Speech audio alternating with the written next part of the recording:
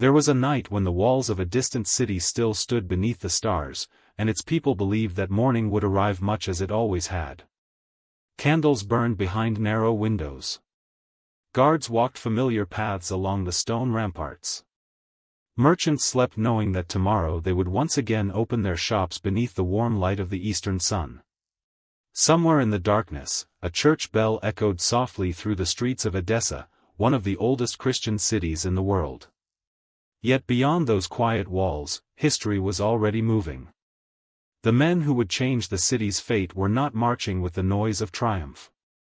They advanced patiently, watching, waiting, understanding that kingdoms often fell not because their enemies were unstoppable, but because the right moment finally arrived. When dawn broke, few could have imagined that the struggle for one city would awaken an entire continent. Messages would cross mountains and seas. Kings would abandon their palaces. Farmers would leave their fields. Priests would stand before enormous crowds, urging them toward a distant land many would never see again. Thousands would sew crosses onto their clothing and begin a journey that promised glory, forgiveness, and salvation, yet would offer hunger, fear, disappointment, and loss instead. This is often remembered simply as the Second Crusade. But history has a habit of making enormous events sound far simpler than they really were. Because this was never only a story about armies crossing deserts or castles rising above rocky hillsides. It was also a story about faith and uncertainty, ambition and misunderstanding, hope and exhaustion. It was a story of rulers trying to defend distant lands they barely understood, of ordinary families saying goodbye to loved ones without knowing whether they would ever return, and of a medieval world that believed heaven itself might be watching every decision. Welcome back. If peaceful journeys through the past help you unwind at the end of the day, you might enjoy staying with us for more stories like this. And if you feel like joining in, leave a comment with your city and the time where you are listening tonight.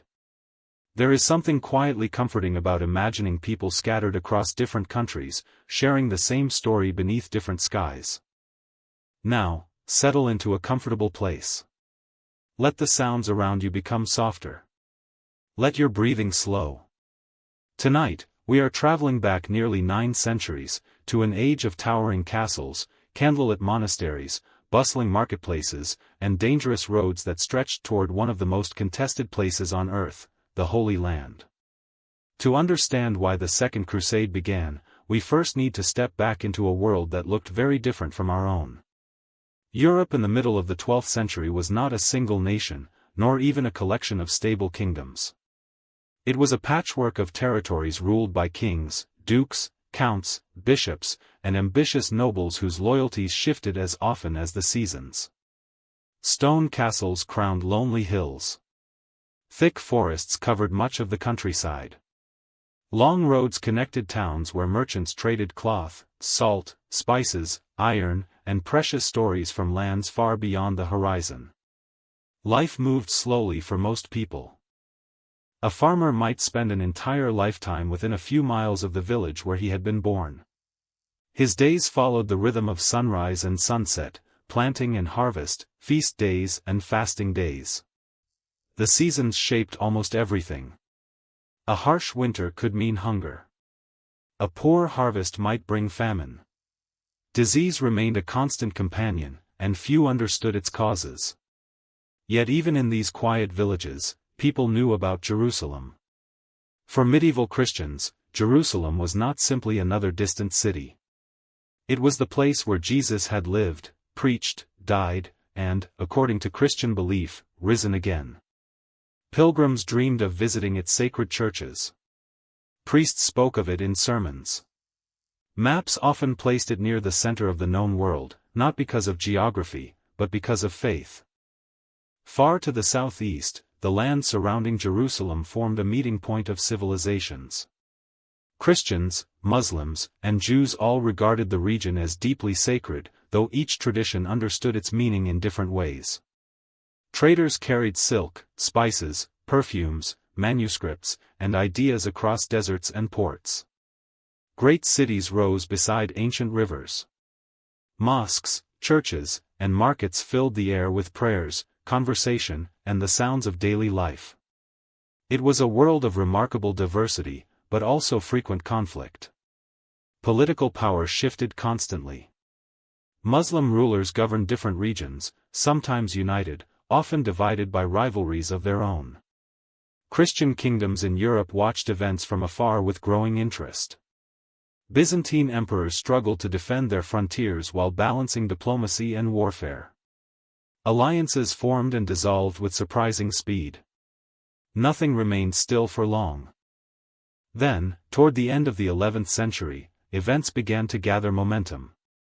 In 1095, Pope Urban II called upon the warriors of Western Europe to journey east. His speech, delivered at the Council of Clermont, echoed across Christendom. He urged Christians to aid the Byzantine Empire and reclaim Jerusalem from Muslim control. Whether every listener understood his exact words is impossible to know, but the message spread with extraordinary speed. Thousands answered. Some were driven by genuine religious devotion. Others sought adventure, wealth, redemption, or a fresh beginning. Many probably carried several motivations at once. Human beings rarely act for only one reason, and medieval knights were no exception. Their journey became known as the First Crusade. It was long, brutal, and uncertain. Entire families traveled together. Noble armies crossed unfamiliar mountains. Pilgrims struggled through unbearable heat. Disease claimed countless lives before battles even began. Along the roads, hope often walked beside despair. Against remarkable odds, the Crusaders eventually captured Jerusalem in 1099. Their victory shocked much of the known world.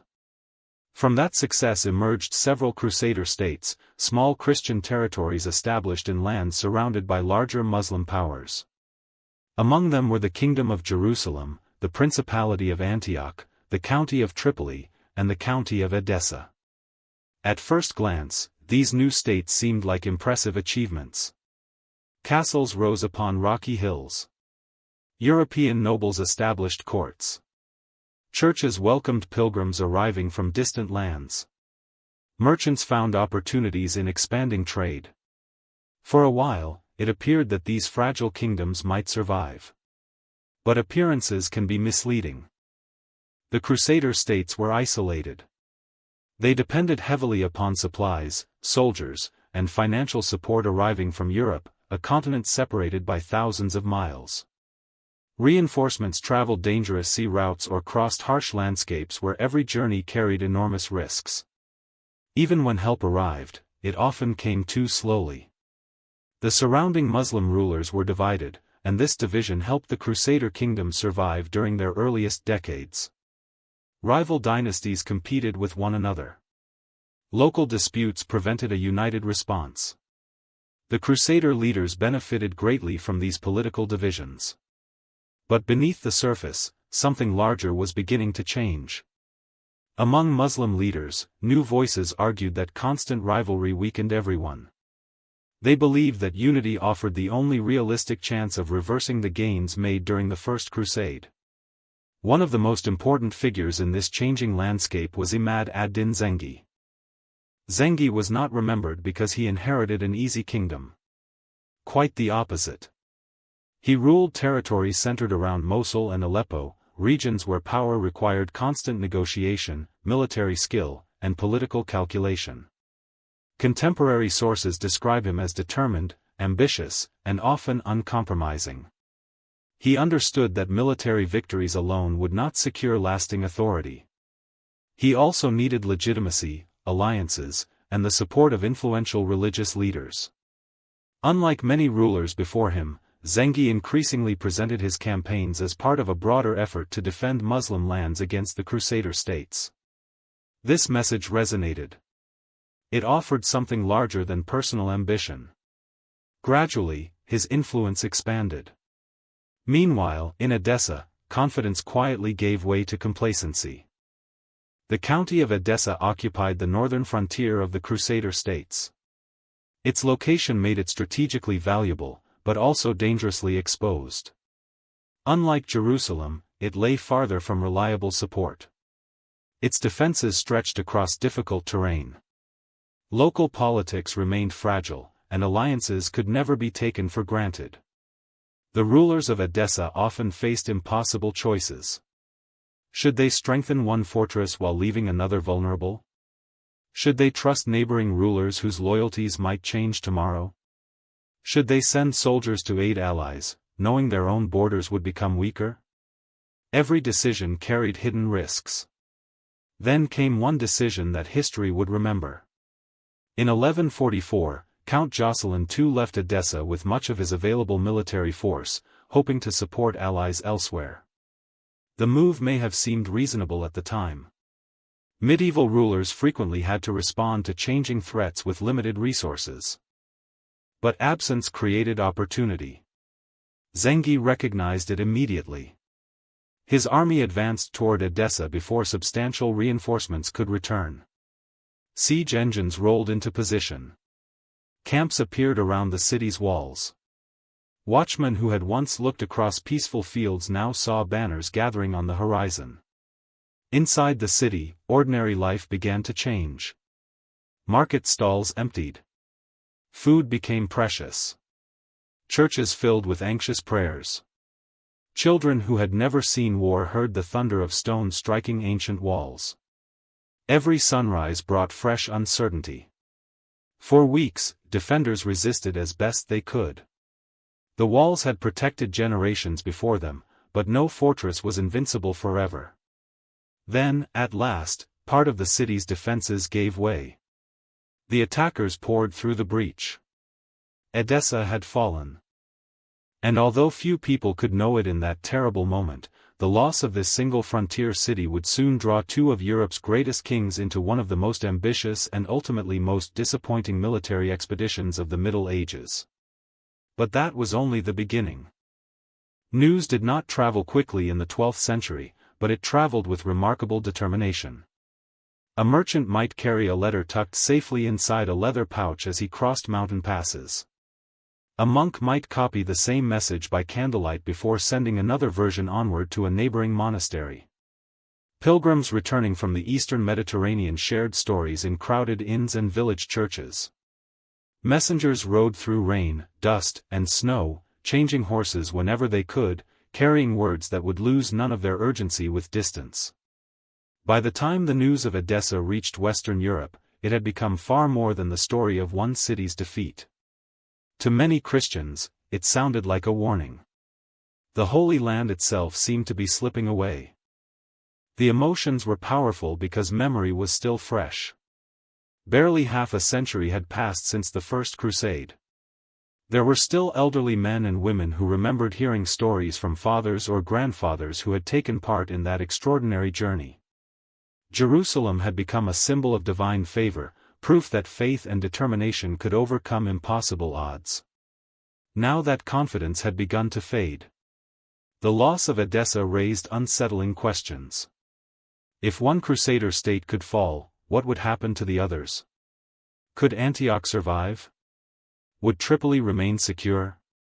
Even Jerusalem, the city at the center of so many hopes, suddenly seemed less permanent than many had believed. The danger was not where most people expected it to be. It was not simply the strength of Zengi's army. It was the realization that the balance of power in the eastern Mediterranean had begun to change. And beneath that realization lay something even more important. The Muslim world, so often divided by rival dynasties and local rivalries, was slowly discovering the advantages of cooperation against a common enemy. Unity remained incomplete and sometimes fragile, but compared with earlier decades, the political landscape was shifting. Meanwhile, Europe searched for an answer. That answer emerged not first from a battlefield, but from a monastery. There lived a man whose influence rested neither upon armies nor royal blood. His name was Bernard of Clairvaux. History often remembers kings because they commanded soldiers. But Bernard commanded something less visible and, in many ways, just as powerful. He inspired belief. Born into a noble family in France, Bernard had chosen a very different path. He entered the Cistercian monastic order, embracing a life of discipline, prayer, and simplicity. Yet his quiet life did not keep him hidden from the wider world. His sermons spread across Europe. Popes sought his advice. Bishops respected him. Kings listened when he spoke. He was not a ruler. He was something rarer. A man whose words could move nations. When Pope Eugenius III decided to call for a new crusade, he turned to Bernard to carry that message across Europe. It was an enormous responsibility. Bernard understood that convincing thousands of people to leave their homes would require more than political arguments. He spoke instead to conscience, faith, and hope. He reminded listeners of Jerusalem's sacred importance. He described the suffering of Christians in the East. He urged knights to see military service not merely as warfare, but as an act of devotion. Whether every detail reflected reality is still debated by historians. What mattered most was that people believed the cause deserved their sacrifice. One famous gathering took place in the French town of Vézelay during Easter of 1146. Imagine the scene. Open fields stretched beneath a grey spring sky. Crowds arrived from nearby villages and distant towns. Noble families stood beside peasants. Merchants paused their journeys. Priests waited in silence. Horses shifted impatiently while banners fluttered in the cool wind. So many people gathered that there was no building large enough to contain them. Bernard preached outdoors.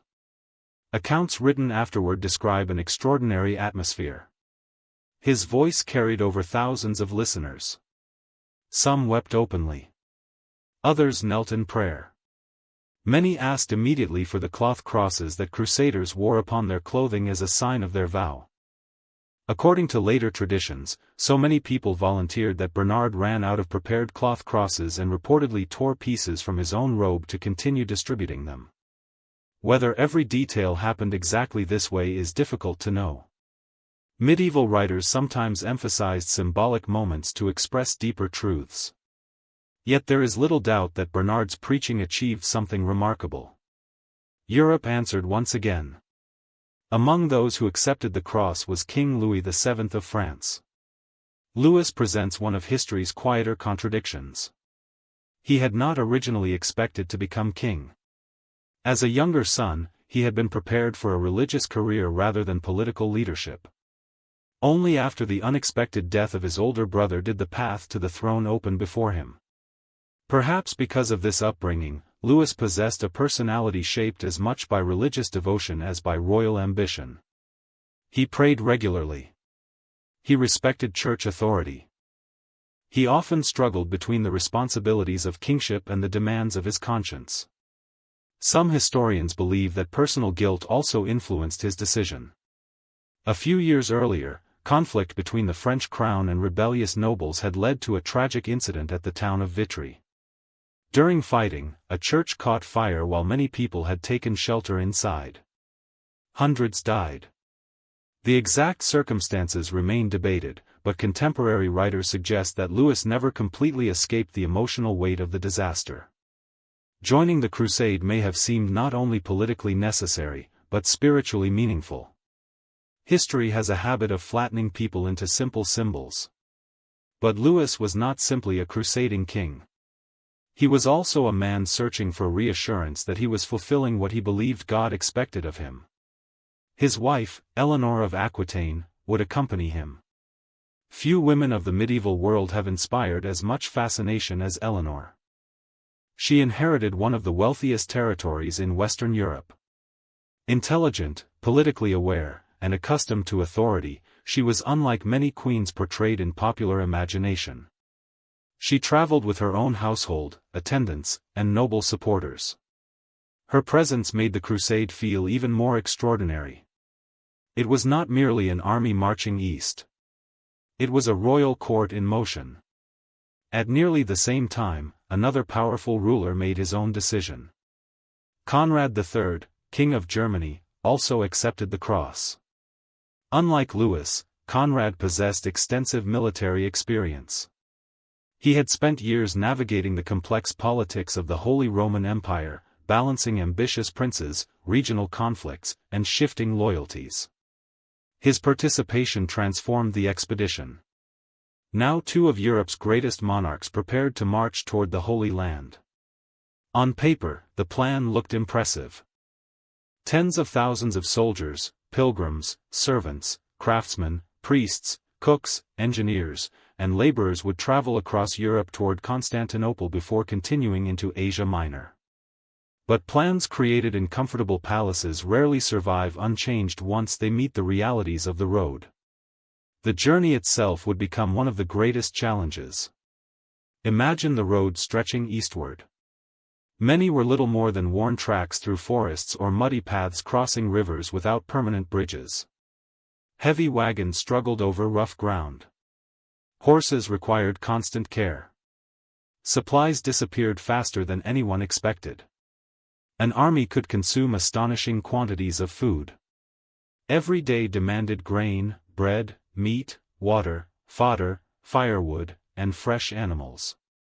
Even peaceful travel became enormously complicated. Now imagine tens of thousands moving together. Dust rose beneath countless footsteps. Blacksmiths repaired broken horseshoes. Children cried inside wagons. Priests celebrated Mass beside temporary camps. Nobles discussed strategy beneath colorful tents while ordinary laborers searched for enough firewood to cook a simple meal. The crusade resembled a moving society more than a single army. For ordinary participants, daily life mixed excitement with discomfort. Some had never traveled farther than the nearest market town. Now they crossed unfamiliar rivers with names they could barely pronounce. Languages changed. Coins changed. Food changed. Even the stars appeared slightly different as they moved farther from home. Yet hope remained strong. Many believed they were taking part in one of the most important journeys of their lives. Eventually, the crusading forces approached Constantinople, capital of the Byzantine Empire. Nothing in Western Europe quite prepared travelers for their first sight of the city. Its enormous walls stretched across the landscape like mountains built by human hands. Golden domes reflected sunlight above crowded streets. Bustling harbors welcomed ships from every corner of the Mediterranean and Black Sea. Markets overflowed with silk, spices, perfumes, ivory, glassware, and books. To many visitors, Constantinople seemed impossibly wealthy. Almost unreal. But beneath its beauty lay deep political tension. Relations between the Byzantine Empire and Western European crusaders had never been entirely comfortable. Although both were Christian, centuries of cultural, linguistic, and political differences had created mutual suspicion. The Byzantines often regarded Western knights as rough, impulsive, and unpredictable. Many Western crusaders viewed Byzantine officials as overly cautious or even untrustworthy. Both sides believed they had reasons for concern. The Byzantine emperor at the time, Manuel I Komnenos, faced an extraordinarily delicate situation. He wished to help the Crusaders because Muslim victories threatened territories close to his own empire. Yet he also feared allowing enormous foreign armies to linger near Constantinople. A misunderstanding could easily become violence. Diplomacy became essential. Meetings were held. Promises exchanged. Supplies negotiated. Guides arranged. Still, neither side fully trusted the other. And that uncertainty would shape everything that followed. Eventually, the crusading armies crossed from Europe into Asia Minor. The landscape changed once again. Rolling hills gave way to rugged mountains. Wide plains stretched beneath endless skies. Summer heat settled heavily across the land. Water became precious. Roads became harsher. The farther east they traveled, the farther they moved from familiar support. Here the Crusaders entered territories where the Seljuk Turks possessed a deep understanding of the landscape. Unlike the heavily armored knights of Western Europe, Turkish forces relied upon speed, mobility, and patience. Mounted archers appeared suddenly on distant hills, releasing arrows before disappearing almost as quickly. They rarely offered the kind of straightforward battle many Western knights expected. Instead, they watched, waited, harassed supply lines, forced exhausting marches, turned every mile into a test of endurance. At first, some crusaders believed these attacks were only minor inconveniences. But history rarely announces its greatest dangers with dramatic fanfare. Sometimes they arrive one difficult day at a time. The farther the armies marched into the dry heart of Anatolia, the heavier the burden became. Food dwindled. Animals collapsed. Heat exhausted even experienced soldiers. For a while, it still seemed possible that determination alone might carry them safely onward. It would not. Because the greatest trials of the Second Crusade had only just begun, and before long, decisions made on these lonely roads would shape the fate of the entire expedition in ways almost no one could yet imagine. Morning after morning, the Crusaders awoke to the same uncertain rhythm. The first light spread quietly across the hills of Anatolia. Campfires smoldered into pale columns of smoke. Horses stamped against the dry ground, already tired before the day's march had begun. Armor that had seemed magnificent inside European castles now felt unbearably heavy beneath the summer sun. Leather straps cracked. Boots wore thin. Water skins emptied faster than they could be refilled. For many of the ordinary pilgrims, this was no longer the heroic journey they had imagined. It had become a test of endurance. And this is where the story becomes stranger. The greatest danger did not always arrive in the form of a great battle. Sometimes it came through hunger. Sometimes through thirst. Sometimes through confusion. An army that cannot find food eventually defeats itself long before an enemy has the chance. The German army under King Conrad III suffered first. Moving through unfamiliar territory, they found themselves constantly harassed by Seljuk Turkish cavalry. Mounted archers appeared almost like shadows on distant ridges, loosing arrows before disappearing into the landscape again. The Crusaders, trained to fight decisive battles, struggled against an enemy that refused to stand still. Then came disaster near Dorylaeum in late 1147. The German forces, exhausted and scattered, were overwhelmed. Thousands were killed, wounded, or dispersed. Contemporary chroniclers describe confusion rather than glorious combat. Men became separated from their commanders. Supply wagons were abandoned. Horses collapsed from exhaustion. Survivors fled toward Byzantine territory carrying stories of a campaign already unraveling. King Conrad himself was wounded. The mighty expedition that had left Europe with such confidence was suddenly fighting simply to survive. News of the defeat spread quickly to the French army following behind. King Louis VII now faced a difficult choice. Should he continue along the planned route, risking the same fate?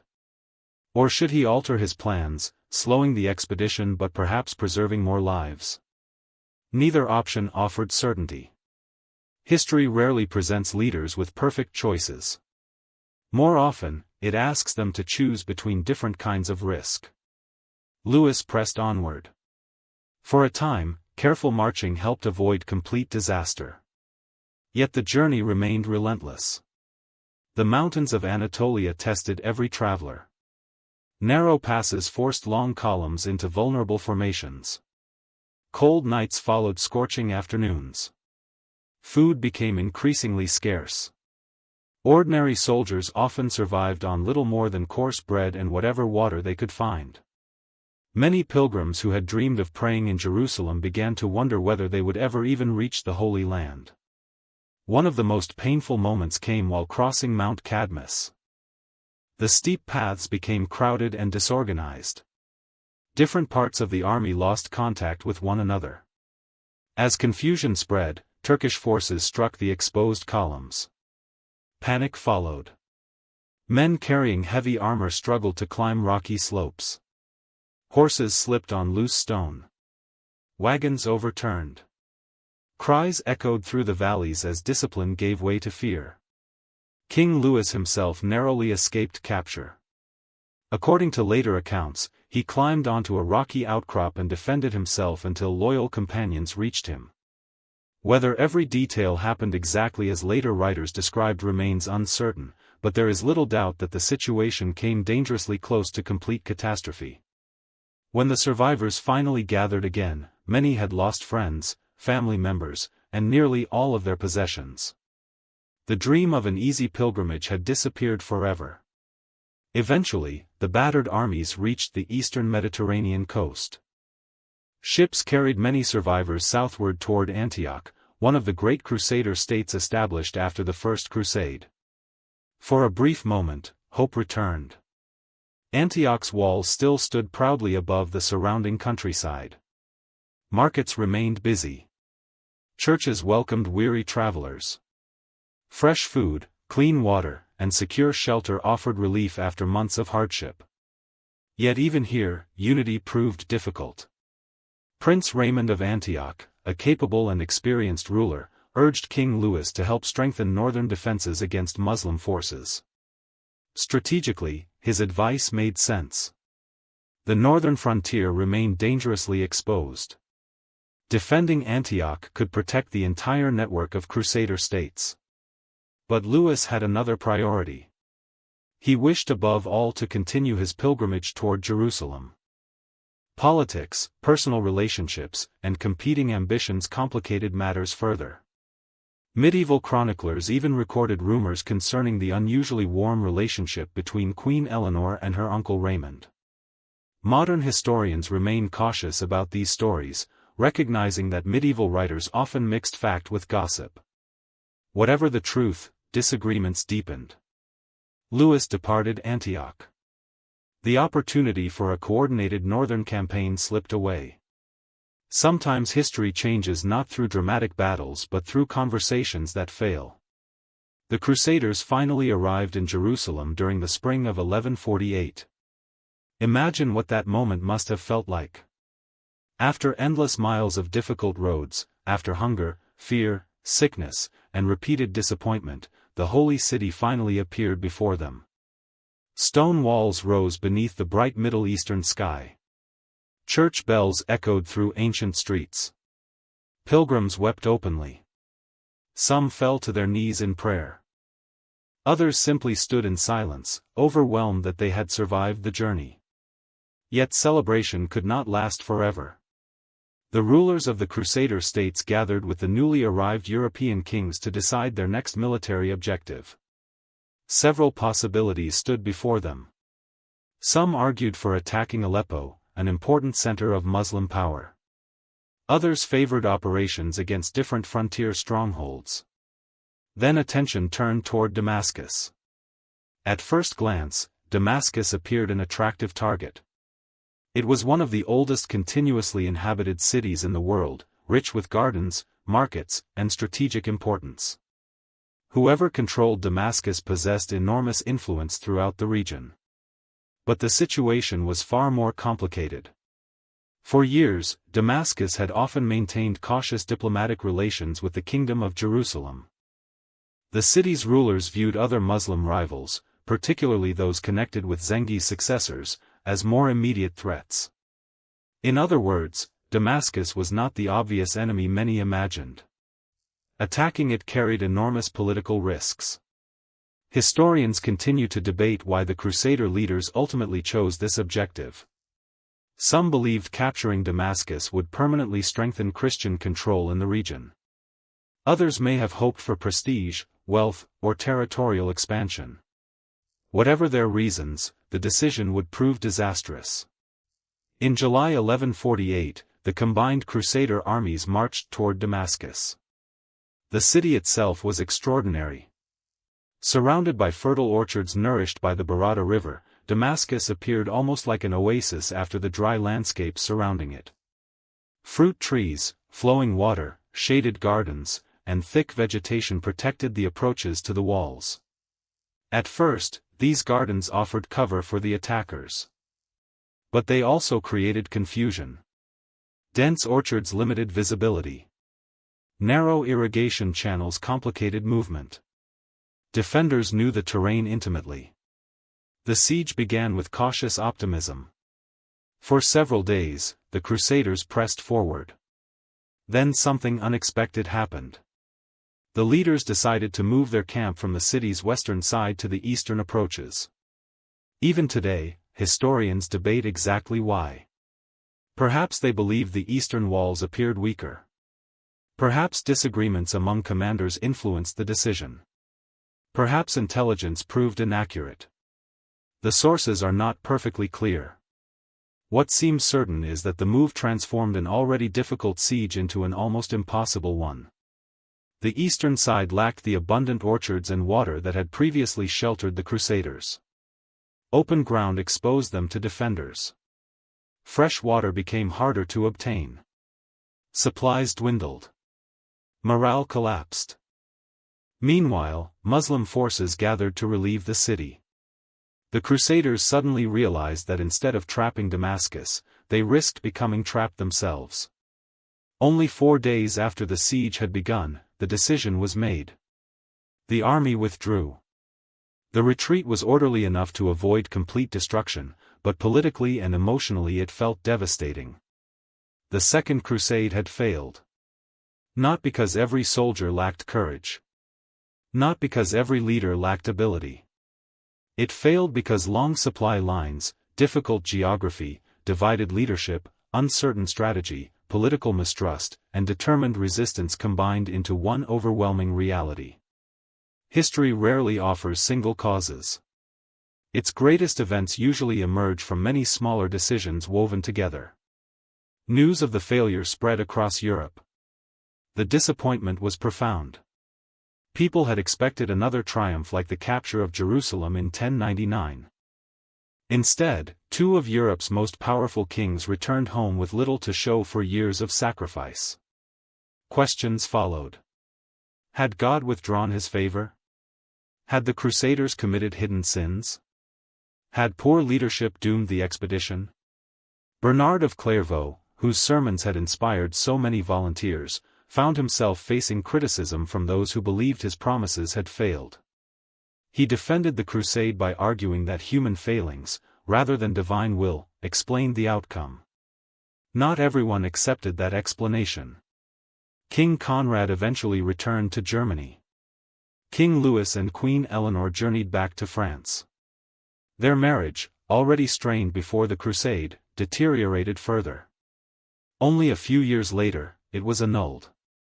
Eleanor would soon marry Henry Plantagenet, the future Henry II of England, a decision that would reshape the political map of medieval Western Europe in ways almost nobody could have predicted during the march to Jerusalem. Meanwhile, in the Muslim world, the failed crusade strengthened confidence. Zengi himself had been assassinated in 1146 before the main crusading armies ever arrived, but his legacy continued through his son, Nur ad-Din. Nur ad-Din expanded the work his father had begun, encouraging greater unity among Muslim territories. In time, another leader would build upon those foundations. His name was Saladin. Without the failures of the Second Crusade, the later victories of Saladin might have unfolded very differently. History moves through connections that are not always obvious in the moment. The Second Crusade did not end the struggle for the Holy Land. In many ways, it intensified it. Future crusades would follow. New armies would cross the Mediterranean. New alliances would form and dissolve. Jerusalem itself would once again become the center of world-changing events. But those are stories for another evening. Today, if we look across the landscapes where these events unfolded, many castles still stand in weathered silence. Fragments of old walls remain scattered across hillsides. Ancient roads continue beneath modern highways. Damascus still lives, one of the world's oldest cities. Jerusalem continues to draw pilgrims from many faiths, carrying hopes not so different from those of travelers nearly 900 years ago. The Second Crusade reminds us that history is rarely a simple contest between victory and defeat. It is also a story of expectations meeting reality. Of rulers discovering that faith alone could not solve every military problem. Of ordinary people enduring hardships far beyond anything they had imagined. Of decisions that seemed reasonable at the time but whose consequences echoed for generations. Perhaps that is why this chapter of medieval history remains so compelling. It shows us that even the most powerful kings could become uncertain travelers on unfamiliar roads. Even the grandest plans could unravel one difficult day at a time. And even failure could quietly reshape the future more deeply than success. As the campfires faded into memory and the long roads home disappeared behind weary travelers, the world they left behind was no longer quite the same. New rivalries had formed. New leaders had emerged. New lessons, some learned, others ignored, would shape the centuries that followed. And if you are still listening, perhaps the distant sounds of medieval bells, the quiet rustle of olive trees outside ancient walls, and the slow footsteps of pilgrims on worn stone roads have kept you gentle company for a little while tonight. History is filled with countless paths waiting to be explored, each carrying its own quiet echoes across time. But for now, let the night grow peaceful once more. Let the story settle softly into silence, and let yourself drift into a well-earned rest. The story of the Second Crusade had ended, but the history of the Holy Land had not. In many ways, the real consequences were only beginning to unfold. History often gives us the impression that once an army returns home, the story is complete. Yet for the people who continued living in the cities, villages, monasteries, castles, and marketplaces of the eastern Mediterranean, there was no clear ending. There was only another season, another harvest, another year of uncertainty. The Crusader states still existed.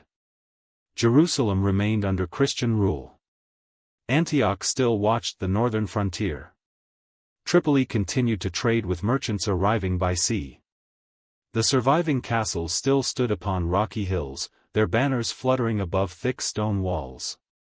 From a distance, everything appeared remarkably similar.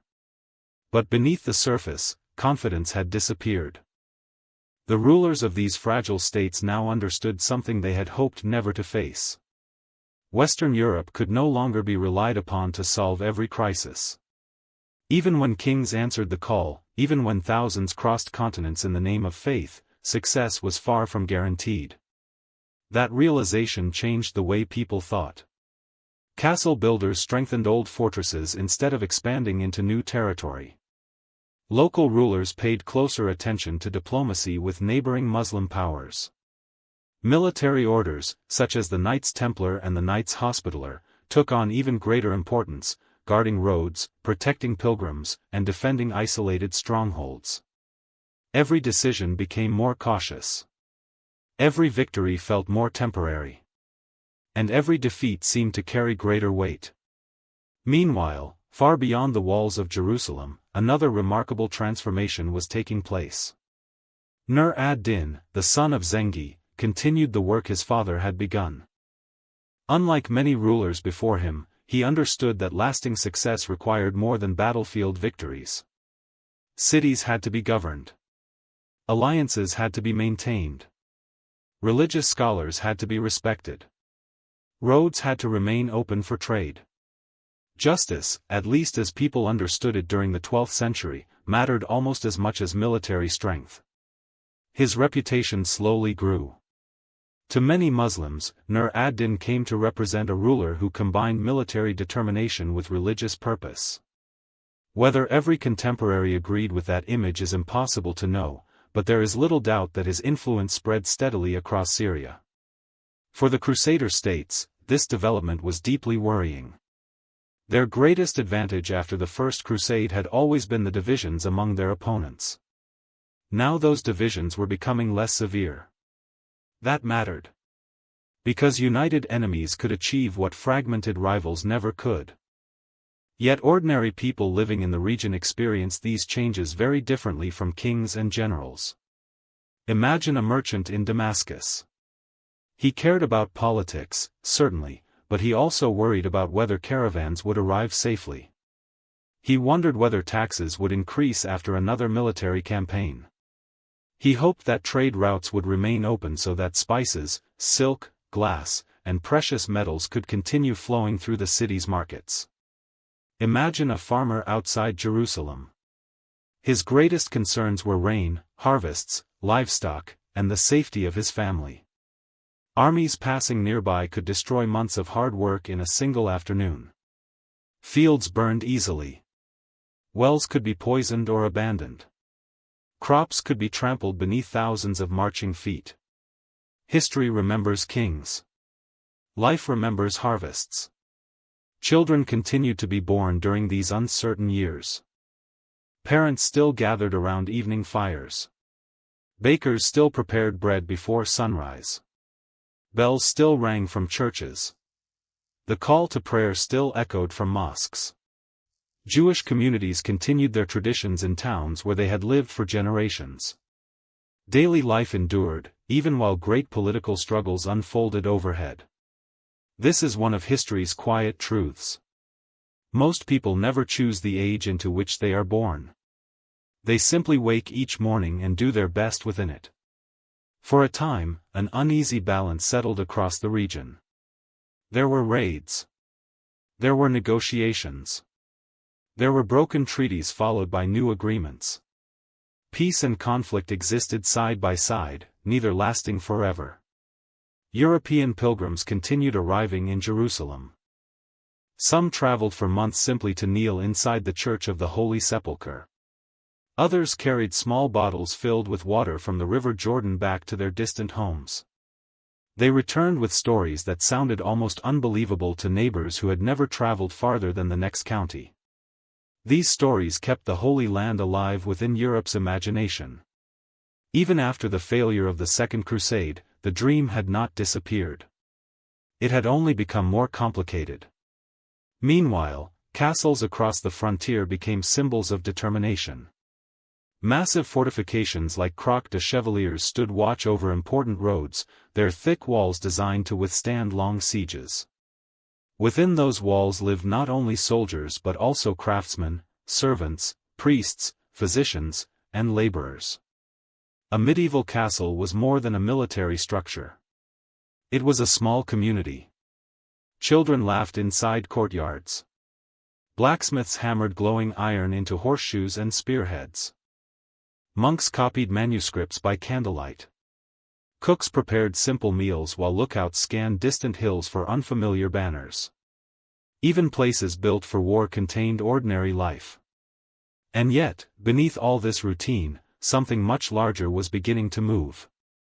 The young Kurdish commander who would one day become known throughout Europe as Saladin was still learning the difficult craft of leadership. Few people could have guessed that this thoughtful and disciplined man would eventually become the central figure of the next great chapter in the struggle for the Holy Land. History rarely introduces its most important characters with dramatic entrances. Often they begin quietly, almost unnoticed. While kings celebrated victories or mourned defeats, future leaders observed, learned, and waited. The Second Crusade had unintentionally prepared the stage for everything that followed. Its failure encouraged Muslim unity. Its disappointment forced the Crusader states onto the defensive. Its lessons reshaped military planning across Europe. Future Crusaders would think carefully about supply lines, cooperation with Byzantium, and the dangers of underestimating unfamiliar terrain. Whether they always learned those lessons is another matter. History has an unusual habit of repeating problems even after people believe they have understood them. Perhaps that is because every generation thinks its own circumstances are different. Sometimes they are. Sometimes they are not. If you could have stood upon the walls of Jerusalem in the years after the Second Crusade, you might have been surprised by how peaceful the city sometimes appeared. Pilgrims walked narrow streets. Merchants bargained over cloth and spices. Church bells mingled with voices from crowded markets. Children chased one another through dusty alleys. The city seemed almost timeless. Yet beyond the horizon, alliances continued shifting. Messengers rode between distant courts. Letters crossed mountains and seas. Plans were made. Promises were broken. The next great conflict was already taking shape, even though few people yet recognized its outline. That is one of the most fascinating things about history. Those living through it almost never know which moment future generations will remember. A conversation inside a palace. A signature upon a treaty. A commander deciding to march one road instead of another. A city opening or closing its gates. Small decisions often cast the longest shadows. And nowhere was that more true than in the medieval Holy Land. Nearly 900 years have passed since the armies of the Second Crusade began their long march eastward. The kingdoms they fought for have disappeared. The rulers whose names once commanded entire armies now survive mostly within books and ancient chronicles. Many castles have become beautiful ruins. Yet the landscapes remain. The hills of Anatolia still catch the morning light. The rivers continue flowing through Syria. Jerusalem still rises above its valleys, sacred to millions around the world. Travelers still walk streets whose foundations were already ancient when Louis VII and Conrad III first saw them. Stone remembers. Even when people forget. Perhaps that is why medieval history continues to draw us back. Not because it offers simple heroes or villains. Not because every battle changed the world. But because it reminds us that human beings, whether kings or farmers, monks or merchants, all faced uncertainty with only the knowledge available to them at the time. They hoped. They feared. They made difficult choices. Sometimes those choices changed history. Sometimes they vanished without leaving a trace. And somewhere between those moments lies the true story of the Second Crusade, a story not only of armies and kingdoms, but of people trying to find purpose in an uncertain world. If the quiet roads of medieval Europe and the warm evening air of the Holy Land have kept you company tonight, then perhaps this long journey through history has served the same purpose as those ancient pilgrim roads themselves, not simply leading us to a destination, but inviting us to slow down and notice the people who walked them. For now, let the candles burn low, let the castle walls fade gently into the darkness, and let the echoes of distant bells disappear into the night. Another chapter of history will be waiting when you return. Until then, may your evening be peaceful, and may your rest be deep. As the years passed, the memory of the Second Crusade began to change. For those who had marched across Europe and returned home, it was not merely a chapter in history. It was a memory carried in aching joints, faded scars, and quiet conversations beside winter fires. Veterans rarely spoke only of battles. They remembered the endless roads, the unfamiliar languages, the smell of pine forests in the mountains of Anatolia, the burning heat of the afternoon sun, and the strange comfort of hearing church bells after months of uncertainty. Many had left home believing they would become heroes. Most returned simply grateful to be alive. In villages across France, Germany, England, and Italy, families gathered to hear stories from those who had reached Jerusalem. Children listened with wide eyes as fathers described cities surrounded by ancient walls, markets filled with spices whose scents lingered in the air, and churches built upon places they had known only through scripture. Yet alongside wonder came disappointment. The expedition had demanded enormous sacrifices. Noble families had sold land to finance their journeys. Monasteries had contributed supplies. Ordinary people had donated what little they could spare. Some crusaders had borrowed heavily, expecting that success in the East might repay their debts. For many, that hope never became reality. Some returned poorer than when they had left. Others never returned at all. Throughout Europe, widows waited for husbands whose names would never again be spoken by a familiar voice. Parents grew old without seeing sons who had disappeared somewhere beyond the Mediterranean. In many cases, families never learned exactly where or how their loved ones had died. There were no official records for countless ordinary pilgrims. Only silence. History often preserves the names of kings and bishops, but the vast majority of those who walked east remain anonymous. They crossed rivers. They climbed mountains. They prayed beneath unfamiliar stars. And then they vanished into the pages of time. If we could somehow walk through one of those medieval villages today, we might notice something unexpected. Life continued. Fields still had to be plowed. Bread still had to be baked. Children still learned trades from their parents. Markets still opened with the first light of morning.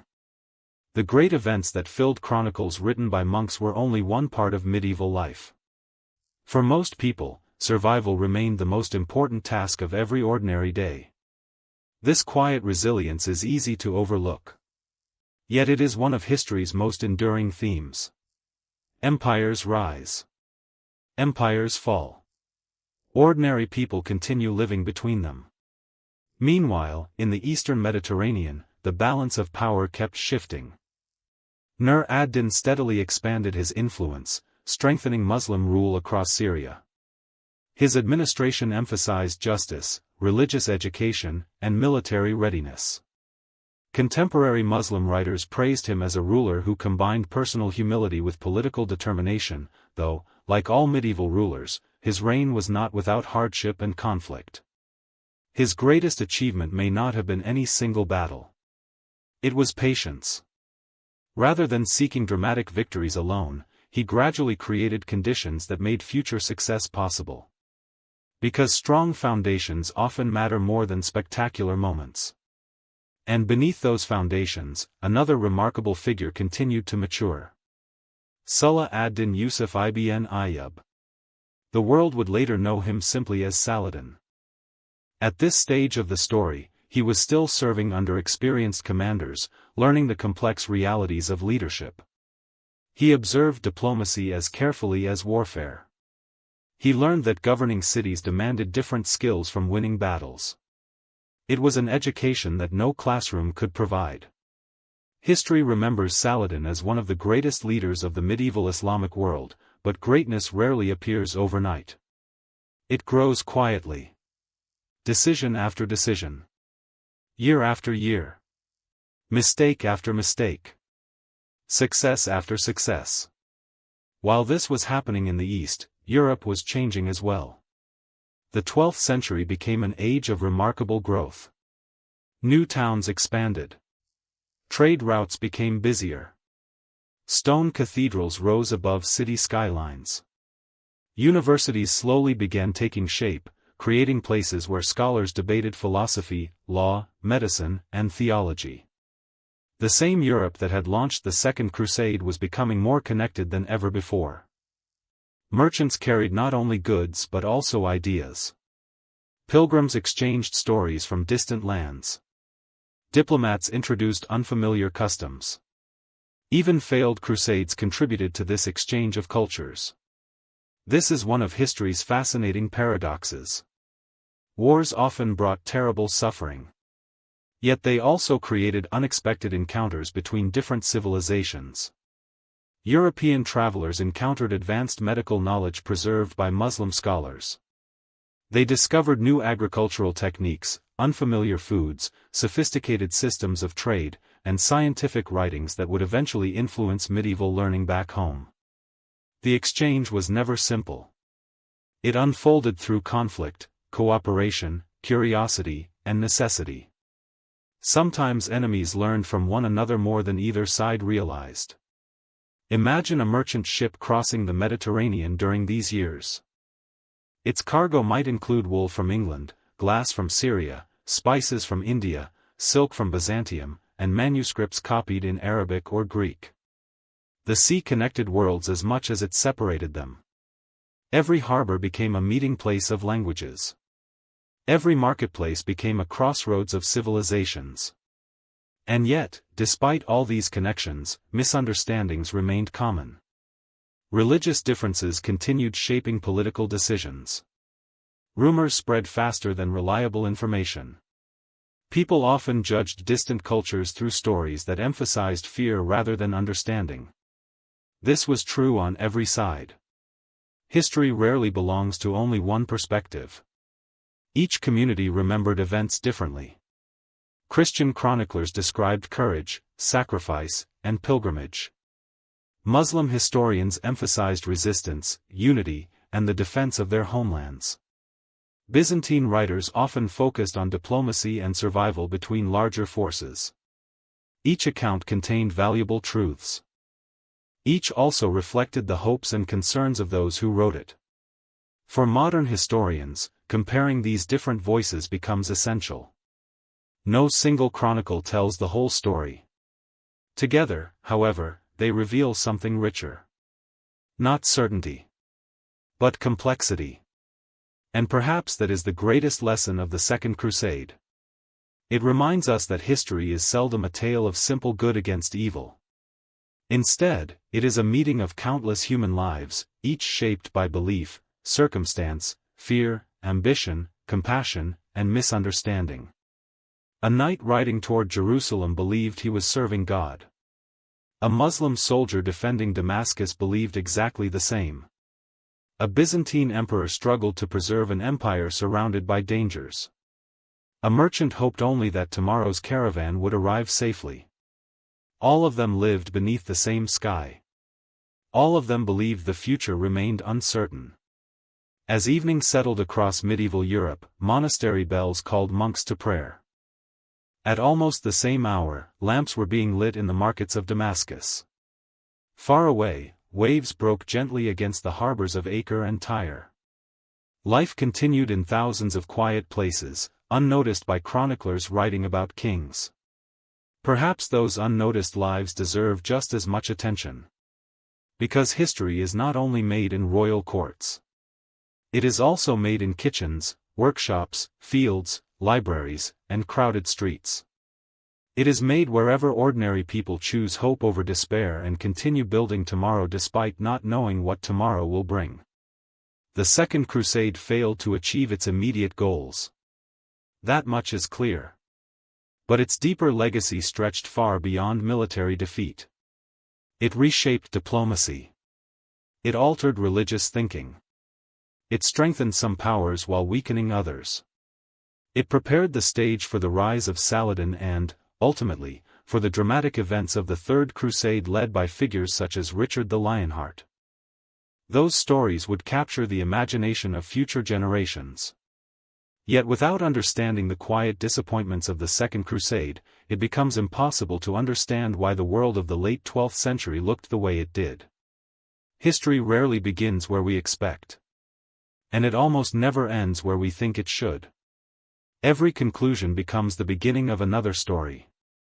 Every ending opens another road. And somewhere beyond the fading light of this evening's journey, another chapter is already waiting.